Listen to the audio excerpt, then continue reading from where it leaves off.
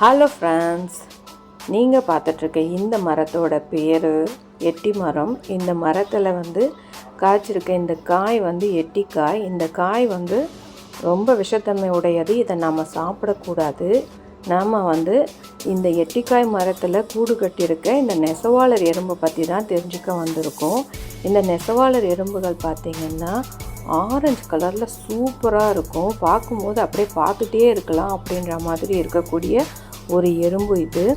இந்த எறும்பு பார்த்திங்கன்னா எப்போவுமே தரையில் கூடு கட்டவே கட்டாது. அது எப்போவுமே மரத்தில், செடி கொடிகளில் அந்த மாதிரி ஒரு பிளேஸில் தான் கூடு கட்டும். அதுவும் பார்த்திங்கன்னா அந்த இலையெல்லாம் மடித்து அது ஒரு கூடாக கட்டி வச்சுருக்கோம். அந்த கூட்டை நம்ம திறந்து பார்த்தோன்னா அதுக்குள்ளே இந்த எறும்புகளுடைய முட்டைகளும் புழுக்களும் இருக்கும். இந்த எறும்புகள் பார்த்திங்கன்னா கொட்டக்கூடிய எறும்பு வகையை சார்ந்தது கிடையவே கிடையாது. இந்த எறும்புகள் கடிக்கக்கூடியது.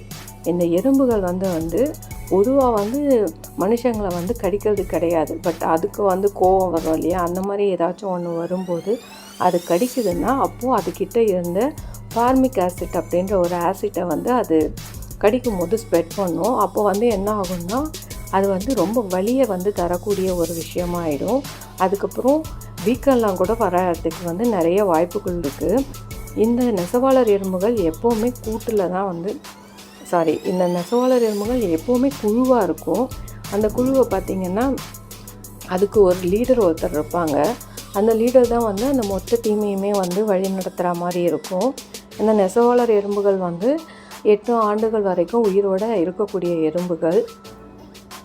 இது நெசவாளர் எறும்புகளுடைய முட்டைகளும் புழுக்களும் நிறைய புரோட்டீன் இருக்குது அப்படின்ற ஒரு காரணத்தினால சில நாடுகளில் அதை சேகரித்து சூப் மாதிரி செஞ்சு சாப்பிட்றாங்க. நீங்கள் இந்த எறும்பை எங்கேயாச்சும் பார்த்துருக்கீங்களா?